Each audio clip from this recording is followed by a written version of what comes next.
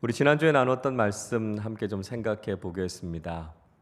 예수님께서 두려워할 것과 두려워하지 말 것에 대해서 우리에게 말씀해 주셨습니다. 먼저 그 말씀하시기 전에 바리새인들의 누룩을 주의하라 하는 말씀하셨지요. 누룩이라고 하는 것, 외식하는 신앙에 대해서 예수님께서 지적하셨습니다. 누룩이 들어가서 반죽을 부풀리는 것처럼 겉모습을 자랑하고 드러내고자 하는 위선적이고 외식적인 신앙, 그런 바리새인들의 신앙의 모습에 대해서 주의해야 될 것을 말씀하셨습니다.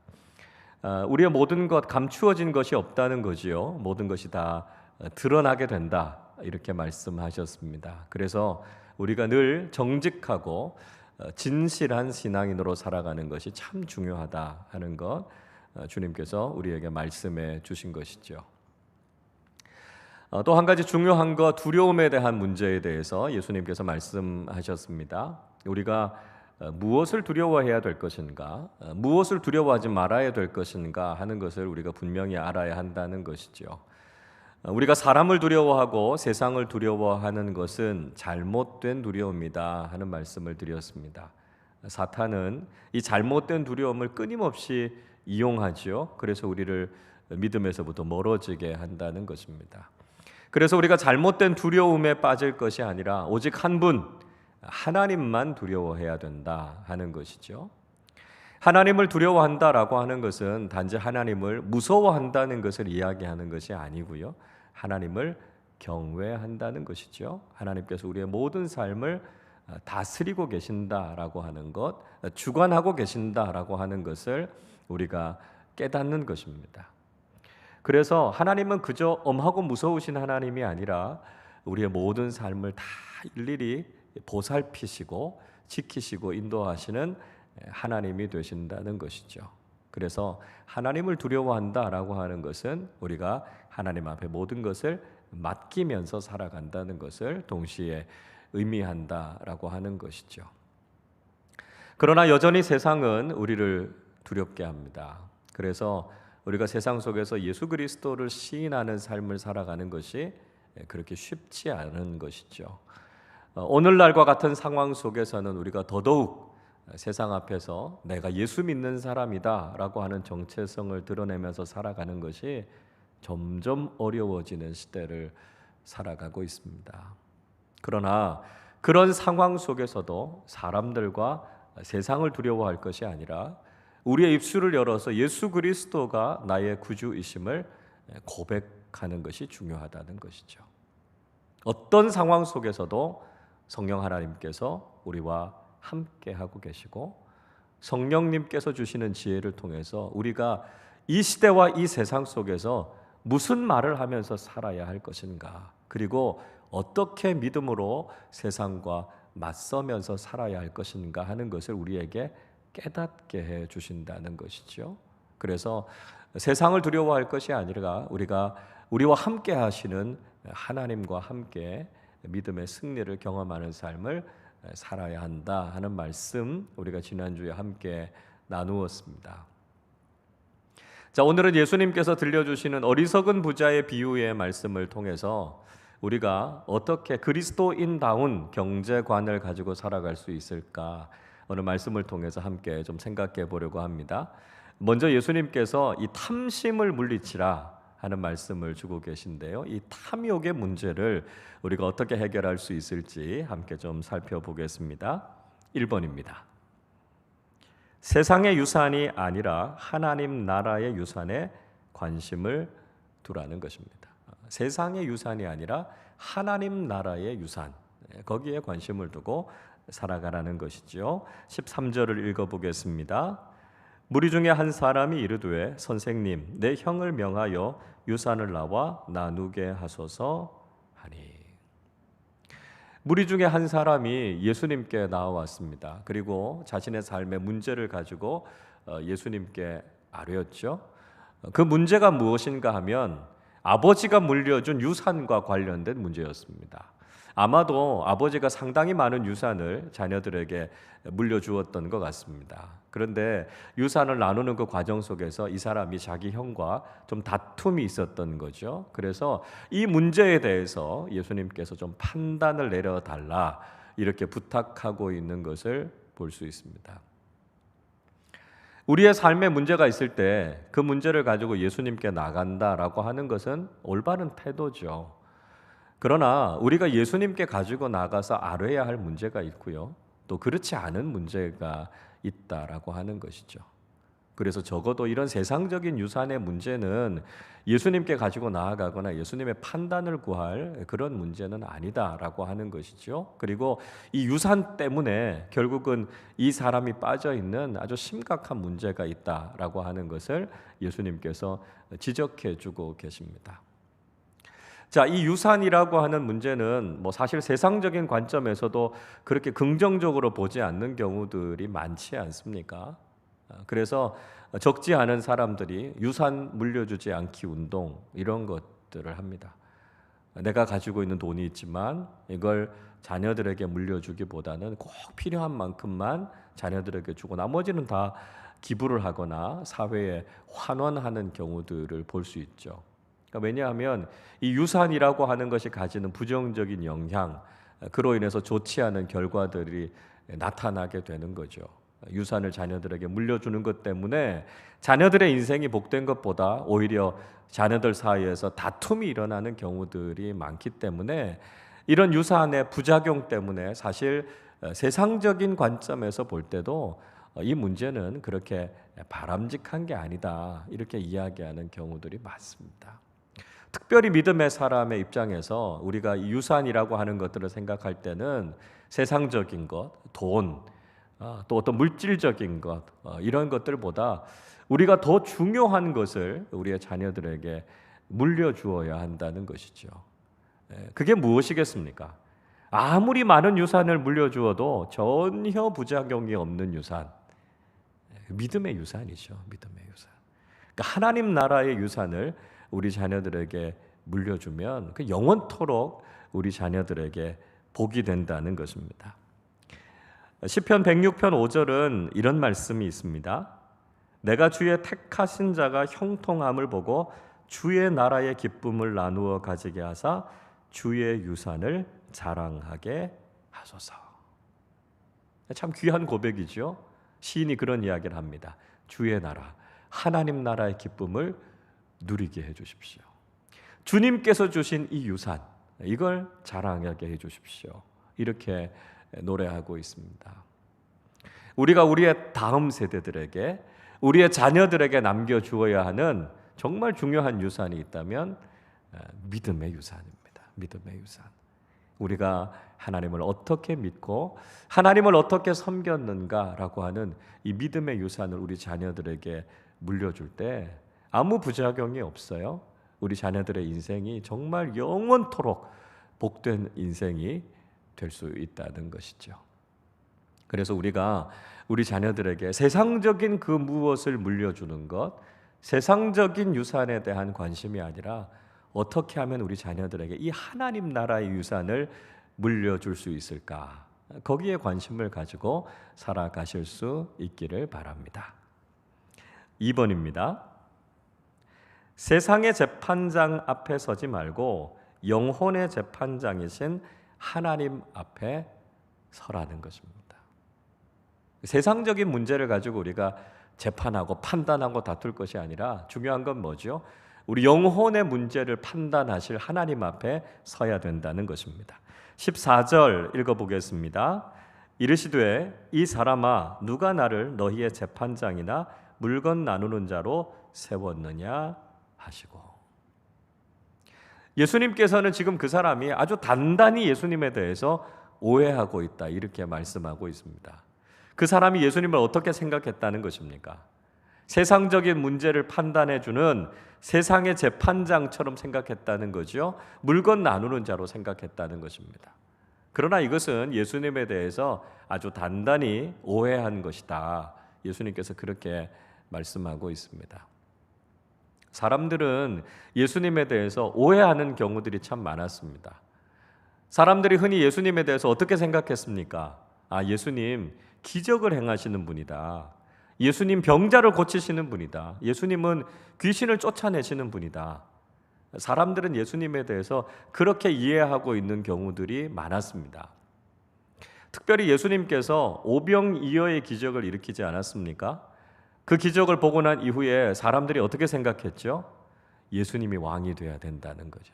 그러면 이제 더 이상 경제적인 문제, 먹고 사는 문제 때문에 우리가 고민할 필요가 없겠다. 그렇게 생각하고 예수님이 왕이 돼야 된다. 이렇게 생각했다는 것입니다. 예수님에 대한 오해 때문에 예수님께서는 기적을 행하시고 귀신을 쫓아내시고 난 이후에도 침묵을 명령하셨습니다. 아무에게도 말하지 말라 말씀하셨죠. 왜요? 예수님은 그냥 귀신 쫓아내러 오신 분이 아니거든요. 예수님은 병을 고치시거나 기적을 행하러 오신 분이 아니시거든요. 예수님은 이 세상의 문제를 해결하러 오신 분이 아니라 우리의 영혼의 문제, 우리의 구원과 영생을 위해서 이 땅에 오셨다라고 하는 것이죠. 그래서 예수님에 대한 바른 이해가 필요합니다.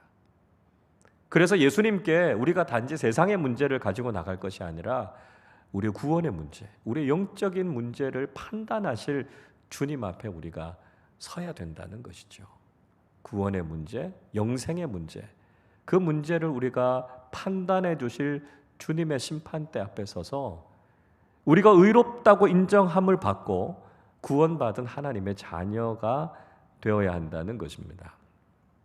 고린도후서 5장 10절이 이렇게 말씀합니다.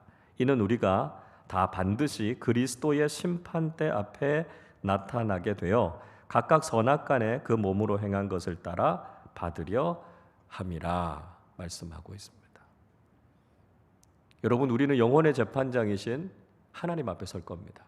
그리스도의 심판대 앞에 설 겁니다. 예수를 믿느냐 믿지 않느냐, 이것이 우리의 인생 살아가는 동안 가장 중요한 문제라는 거예요. 그래서 선악간에 우리를 판단하실 겁니다. 뭐가 선이죠? 예수를 믿는 게 선입니다. 예수를 믿지 않는 것이 악이라는 거예요. 그래서 우리가 세상의 판단, 세상의 재판 이런 것들에 대한 관심이 아니라 우리의 영혼을 판단하실 하나님 앞에, 그리스도의 심판대 앞에 설 그날을 생각하면서 내가 믿음의 길을 바르게 걷고 있는가? 내가 구원의 확신을 가지고 있는가? 영생에 대한 분명한 소망을 가지고 살아가고 있는가? 우리가 이것을 기대하면서 삶을 살아갈 수 있어야 한다는 것이죠. 3번입니다. 탐욕을 물리치고 영생을 추구하라는 것입니다. 탐욕을 물리치고 영생을 추구하라 말씀하지요. 15절 읽어보겠습니다. 그들에게 이르시되 삼가 모든 탐심을 물리치라. 사람의 생명이 그 소유에 넉넉한 데 있지 아니하니라 하시고. 유산 문제를 가지고 나온 이 사람의 가장 심각한 문제가 무엇이었습니까? 유산이라고 하는 그 자체가 문제가 되는 게 아닙니다. 돈이라고 하는 그것이 나쁜 것이고 악한 것이기 때문에 문제가 생기는 게 아닙니다. 문제는 어디에 있죠? 탐욕에 있다고요. 탐욕. 돈을 사랑하는 우리의 마음이 문제라고요. 그래서 돈을 바라보면서 탐심을 갖게 되면 다른 사람이 갖고 있는 걸 뺏고 싶은 거죠. 심지어는 형제 자매가 가지고 있는 것도 다투어서 빼앗고 싶어 하는 이 탐욕 때문에 유산이라고 하는 것이 문제가 된다는 것입니다. 그래서 우리 안에 돈을 사랑하는 마음, 물질에 집착하는 이 마음, 이 탐욕, 이것이 결국 문제가 된다라고 하는 거죠. 그래서 탐욕을 물리쳐야 됩니다. 돈을 사랑하고 물질을 사랑하는 마음, 그걸 내려놔야 되죠. 돈을 사랑하는 것 때문에 여러 가지 범죄들이 일어나게 되지 않습니까? 때로는 사람의 생명을 해치게 되는 일들도 우리 사회 속에서 일어나는 걸 볼 수 있죠. 그래서 탐심, 그러니까 돈을 사랑하는 마음이 아니라 생명을 사랑하는 마음을 가져야 되고요. 하나님을 사랑하는 마음을 가져야 된다는 것입니다. 그러니까 돈의 가치와는 비교할 수도 없는 게 바로 이 생명의 가치다라고 하는 걸 우리가 깨달아야 되는 거죠. 돈은 도구입니다. 하나님께서 우리에게 물질을 주신 것은 그것을 가지고 하나님을 사랑하고 다른 사람들을 사랑하는 데 사용하라고 주신 도구인데, 이게 목적이 되고 이게 사랑의 대상이 되면 안 된다는 것이죠.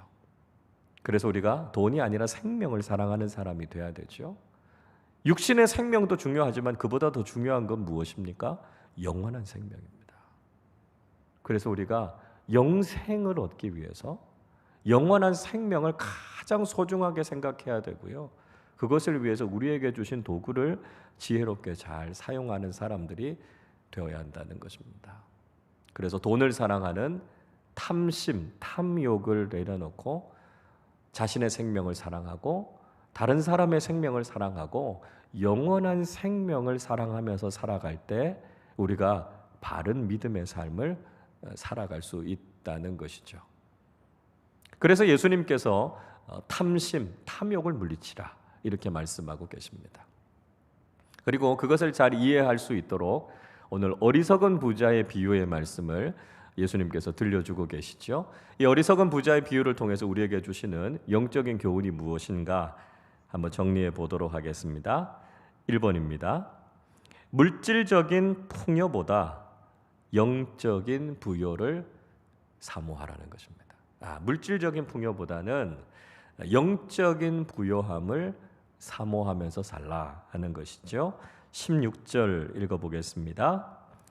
또 비유로 그들에게 말하여 이르시되 한 부자가 그 밭에 소출이 풍성하매.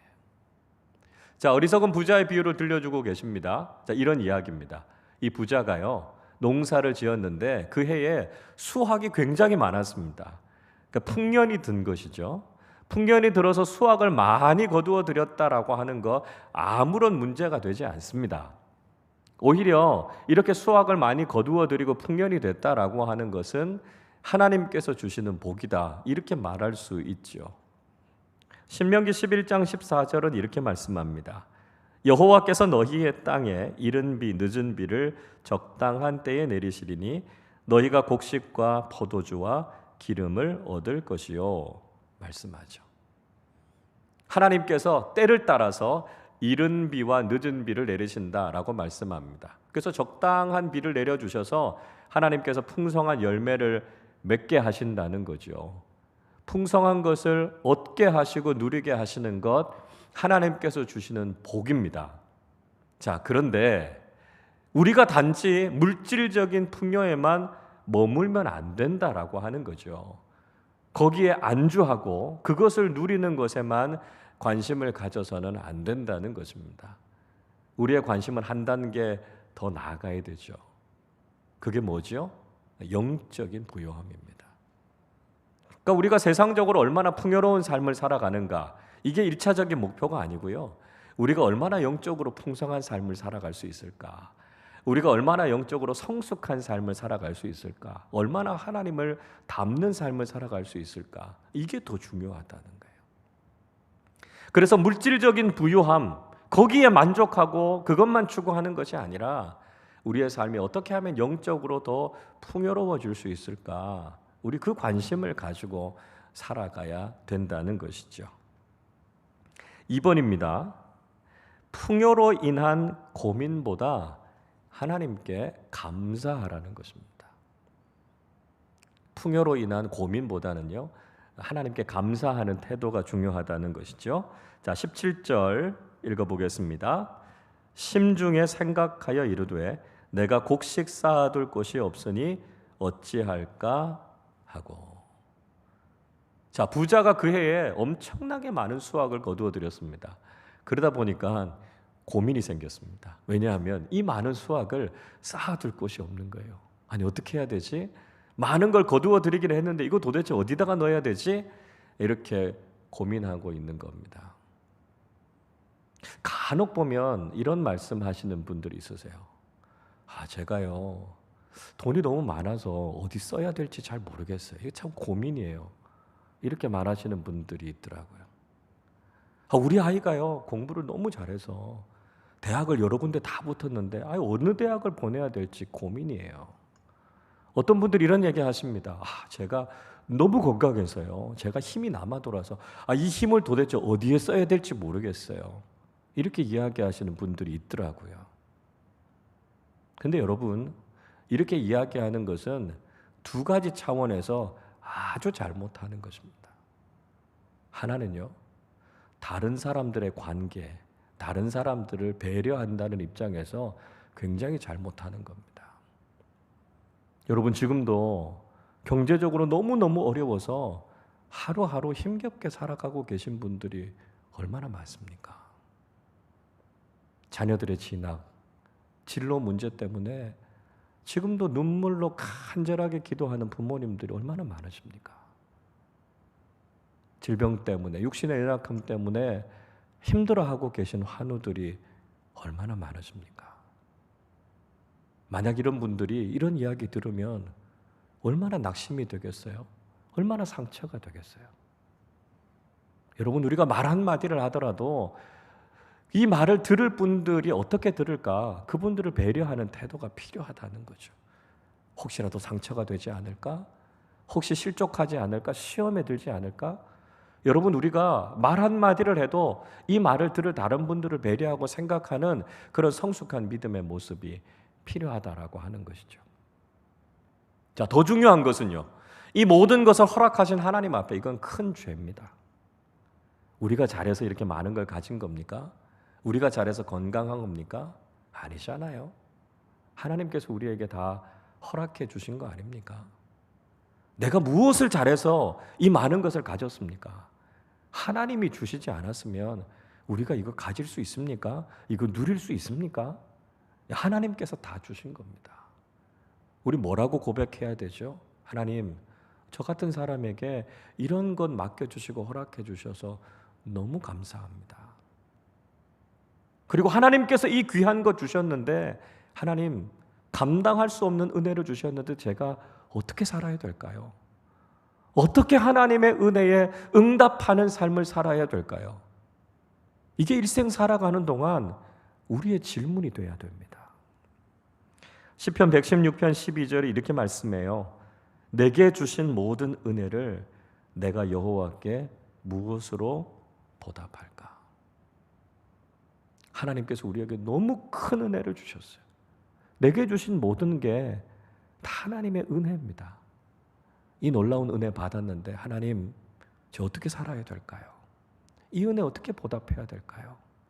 여러분, 이것이 날마다 우리의 고백이 되어야 되고요, 날마다의 우리의 기도의 제목이 되어야 합니다. 늘 우리를 돌봐주시고 우리에게 놀라운 은혜로 채워주시는 하나님께 감사하고 믿음으로 하나님 앞에 응답하는 삶을 살아가실 수 있기를 바랍니다. 3번입니다. 쌓아둘 양식이 아니라 필요한 양식을 구하면서 살라는 것입니다. 쌓아둘 양식이 아니라 필요한 양식을 구하면서 살라는 거죠. 18절 읽어보겠습니다. 또 이르되 내가 이렇게 하리라. 내 곳간을 헐고 더 크게 짓고 내 모든 곡식과 물건을 거기 쌓아두리라. 이 어리석은 부자가 고민하다가 결국 도달한 결론이 무엇입니까? 쌓아두리라는 겁니다. 쌓아두리라. 이렇게 하면 되겠다. 기존에 있는 곳간, 창고 다 헐어버리고 훨씬 더 크게 짓고 내가 지금까지 거두어들인 모든 것 거기다가 쌓아두겠다는 겁니다. 이 부자의 관심이 뭐죠? 쌓아둘 양식에 관심이 있었습니다. 내게 필요한 게 뭔가 이런 게 아니고요, 다른 사람들을 배려하거나 하나님께 감사하는 태도, 이런 것과는 거리가 멉니다. 단지 자신을 위해서 얼마나 많은 것을 쌓아둘까, 그 관심을 가지고 살아가고 있는 것이죠.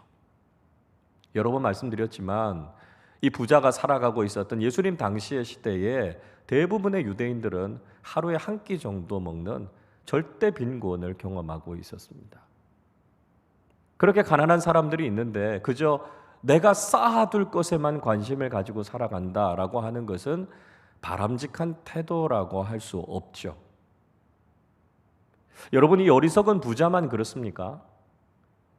오늘날 우리가 살아가고 있는 시대, 이 세상도 역시 쌓아둘 양식에 대한 관심을 가지고 그 욕심을 가지고 사람들이 살아가고 있지 않습니까? 지금도 전 세계에서 생산되는 식량, 곡식은요, 전 세계 인구가 다 먹고도 남을 만큼 생산이 되고 있습니다. 그럼에도 불구하고 전 세계 인구의 3분의 1은 절대적인 기아에 허덕이고 있습니다. 이유가 뭐죠? 누군가는 쌓아놓고 있다는 거예요. 누군가가 쌓아놓고 있기 때문에 충분히 생산되고 있음에도 불구하고 굶주리는 사람들이 그렇게 많은 겁니다. 여러분, 우리가 그리스도인이라면 이 세상을 어떻게 살아야 될까? 우린 잘 생각해야 합니다. 하나님은 우리가 쌓아둘 양식을 위해서 살아갈 것이 아니라 필요한 양식, 일용할 양식을 구하면서 살 것을 말씀하고 계십니다. 주님께서 우리에게 주기도문 가르쳐 주시지 않았습니까? 마태복음 6장 11절에서 무엇이라고 말씀하십니까? 오늘 우리에게 일용할 양식을 주시옵고, 이렇게 말씀하고 있습니다. 주기도문 가장 기본적인 기도죠. 우리가 매일같이 하는 기도 아닙니까? 우리가 어릴 때부터 배웠던 기도 아닙니까? 여러분, 그런데 그 기도대로 살고 계십니까? 우리가 정말 일용할 양식을 구하면서 하나님 앞에 그렇게 감사하면서 필요를 따라 살아가고 계십니까? 우리 또 때로는 세상 사람들처럼 쌓아둘 양식에 관심을 가지고 필요가 아니라 탐욕을 따라 살아가고 있다면 우리는 올바른 그리스도인으로 살아가고 있는 것이 아닙니다. 우리가 이 시대를, 이 세상을 어떻게 살아야 될까요? 쌓아둘 양식, 탐욕에 관심을 두고 살아가는 세상 사람들과는 달라야 한다는 것입니다.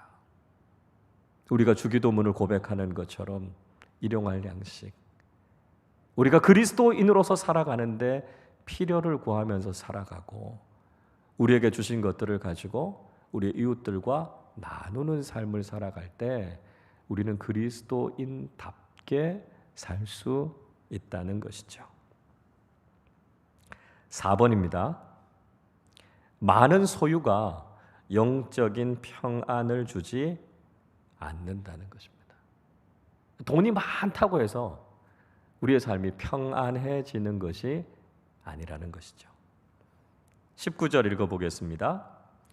또 내가 내 영혼에게 이르되 영혼아 여러 해 쓸 물건을 많이 쌓아두었으니 평안히 쉬고 먹고 마시고 즐거워하자 하리라 하되. 어리석은 부자는요, 자신의 생각에 대해서 굉장히 만족했습니다. 이거 참 좋은 생각이야. 곡간을 다시 짓고 거기에 가득 차게 여러 해 동안 먹을 수 있는 식량을 다 쌓아 놓았으니까 이제는 아무 걱정이 없어, 이렇게 생각한 거죠. 그래서 자기 영혼을 향해서 이야기합니다. 내 영혼아, 이제는 즐기면서 편안하게 살아. 많은 걸 쌓아두었으니까 아무 걱정이 없을 거야, 이렇게 이야기하고 있다라고 하는 거죠. 그러나 여러분, 우리가 이미 살펴본 것처럼 우리가 많은 소유를 가지고 있다고 해서 그것이 저절로 우리를 행복하게 하는 것이 아니라는 것이죠. 때로는 정말 많은 것을 가지고 있는 것이 오히려 그 사람의 인생을 더 불행하게 만들기도 하고요, 더 불안하게 만드는 경우들도 많습니다. 우리가 소유가 많다라고 하는 것, 물질과 돈이 많다라고 하는 것이 우리의 생활을 편리하게는 할 수 있을 겁니다. 윤택하게는 할 수 있을 거예요. 그러나 돈이 많다고 해서 행복해지는 것도 아니고요, 그렇다고 해서 우리의 삶이 평안해지는 것도 아니라는 것입니다. 자, 예를 들어 보면 이런 거죠. 전 세계에서 매년 전 세계 여러 국가들의 행복 지수를 조사합니다. 그런데 행복 지수는요, 그 나라가 가지고 있는 경제력과 반비례하는 경우가 대부분입니다. 그러니까 아주 가난한 나라에서 사는 사람들이 행복 지수가 높아요. 행복하다고 느끼는 경우가 더 많습니다. 그런데 잘 사는 나라들, 경제적으로 부유한 나라들이 오히려 행복 지수가 더 낮아요. 우울증 환자들이 훨씬 더 많습니다. 무슨 얘기일까요? 돈이 많다고 해서 행복해지는 것이 아니다라고 하는 것입니다. 많은 소유가 우리에게 평안을 주는 것이 아니라는 것이죠. 자, 5번입니다. 소유보다 더 중요한 것은 영혼의 문제라는 겁니다. 소유의 문제가 우리에게 평안을 주는 것이 아니고요, 영적인 문제, 이 영혼의 문제를 해결해야 우리에게 참된 평안이 임하게 된다는 것이죠. 자, 20절 읽어보겠습니다. 하나님은 이르시되 어리석은 자여 오늘 밤에 내 영혼을 도로 찾으리니 그러면 내 준비한 것이 누구의 것이 되겠느냐 하셨으니. 하나님께서 이 부자를 향해서 어리석다 이렇게 이야기하셨습니다. 왜 어리석다고 말씀하셨죠? 하나님께서 정말 중요한 이야기를 하신 겁니다. 만약에 오늘 밤에 네 영혼을 내가 찾아가면 네가 준비한 게 누구의 것이 되겠느냐는 거죠. 그 많은 것이 도대체 무슨 의미가 있겠느냐 묻고 있습니다. 소유가 그에게 평안을 주는 것이 아니라 그의 영혼의 문제가 훨씬 더 중요하다는 것이죠. 세상에서 성공한 사람들, 돈을 많이 번 사람들, 권력과 힘을 가지고 있는 사람들이 그거 누려보지도 못하고 세상을 떠나게 되는 모습도 우리 참 많이 보게 되지 않습니까? 그러니까 소유의 문제가 아니고요, 영혼의 문제라는 거예요. 그러니까 영혼의 문제를 해결하는 것이 가장 중요하고도 우선적인 문제다라고 하는 것을 알아야 합니다. 많은 것을 가지고 있어서 우리가 이 세상에서 행복하고 평안해지는 것이 아니고요, 이 영혼의 문제, 이 구원의 문제, 영생의 문제에 대해서 분명한 대답을 가지고 있어야 우리가 이 세상에서 행복하고 평안하게 살아갈 수 있다는 거죠.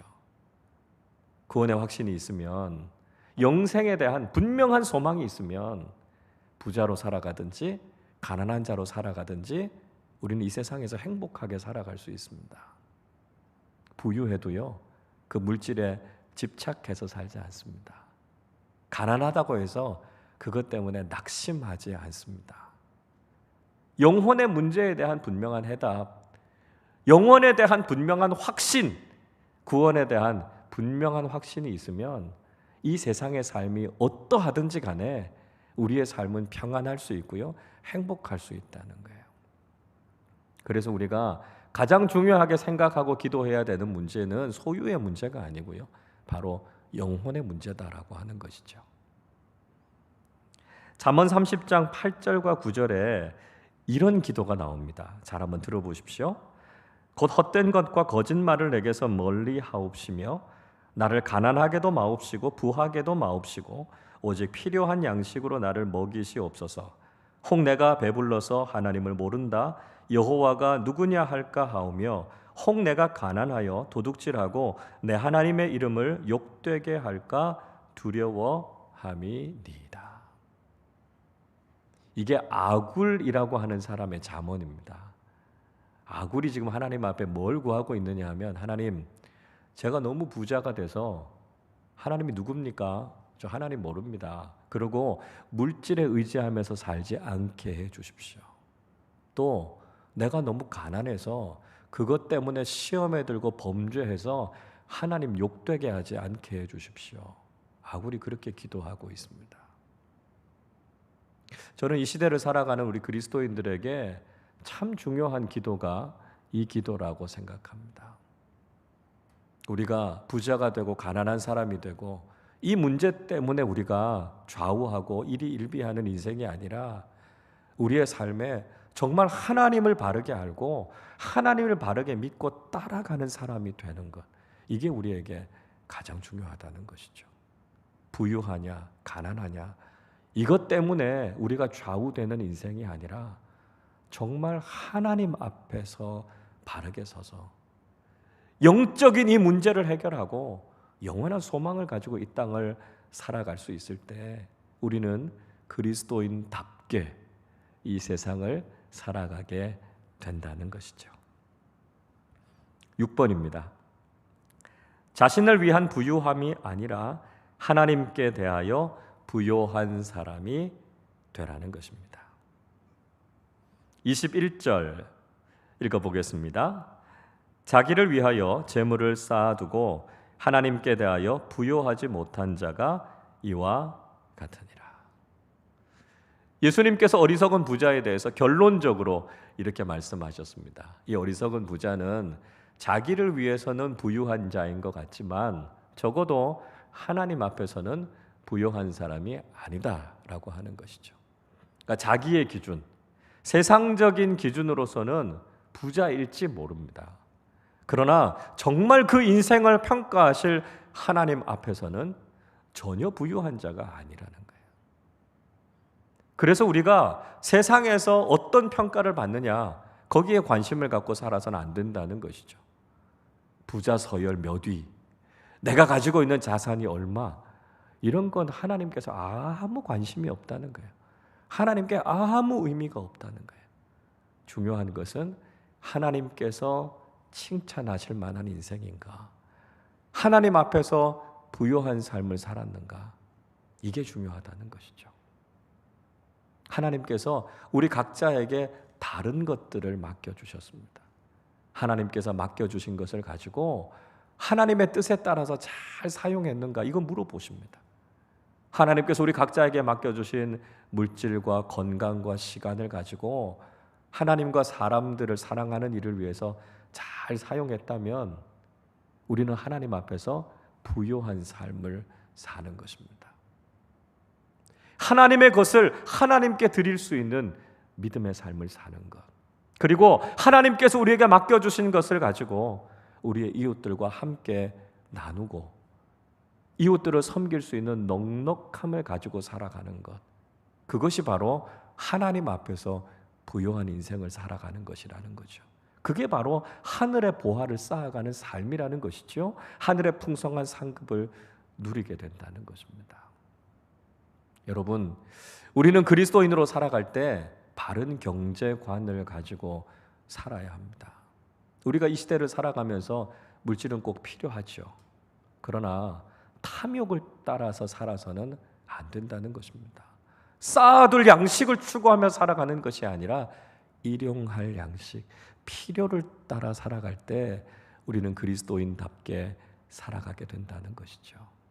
세상의 기준으로 사람들이 평가할 때 얼마나 많은 것을 가졌느냐가 아니라 하나님께서 나를 평가하실 때 정말 부요한 자로, 우리가 이 땅을 살아갈 때 하나님 나라에 보물을 쌓아가는 삶을 살았는가 하는 것이 우리가 이 땅을 바른 그리스도인으로 바른 경제관을 가지고 살아가는 믿음의 사람들이 될 수 있다는 것입니다. 주님께서 오늘 우리에게 들려주신 말씀 우리가 다시 한번 기억하면서 이 땅을 살아가는 동안 하나님께서 우리에게 맡겨주신 것들을 지혜롭게 바르게 사용해서 어리석은 부자와 같은 삶이 아니라 하나님 앞에서 부요한 인생을 살아가는 우리 모두가 되시기를 주님의 이름으로 축원합니다.